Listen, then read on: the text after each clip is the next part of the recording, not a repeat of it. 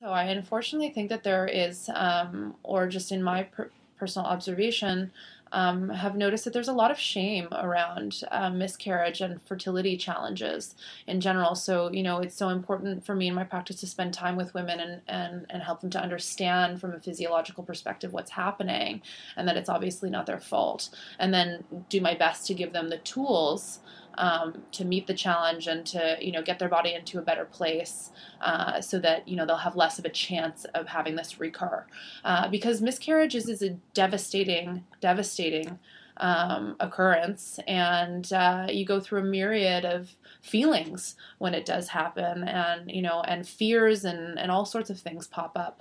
So to answer your question, yes, I deal with a lot of miscarriage, and I do a lot. I employ things like Chinese herbs and acupuncture, and then certain dietary modifications to treat it usually. Well, that's wonderful because when we experience that, and I say we because it affects the whole family, it affects, the husband and the wife, people would say things like, well, don't worry, she's young, we can have another baby sometime soon. Mm-hmm.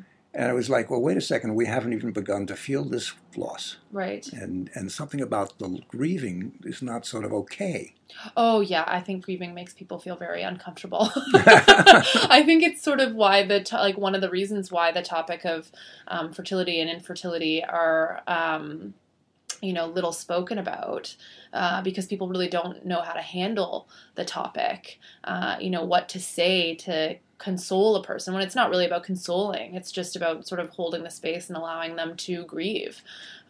Yes, and I would think that acupuncture, what I know about it, my experience of it, if you are grieving, to have acupuncture because often grieving has also to do with holding on to things and to let it go, to have your sadness, to have the expression. No, that's very insightful of you. I do encourage people to just move into it as much as they can. I find that the two modalities that I found most helpful in that grieving and letting go have been yoga and acupuncture. Yes. Both create like a sense of enough peace in the pain that you can experience it without it destroying you, essentially. Like that those two things create an energy in you of it, not even necessarily strength or detachment, but just some kind of knowing that it's okay and that everything's going to be okay.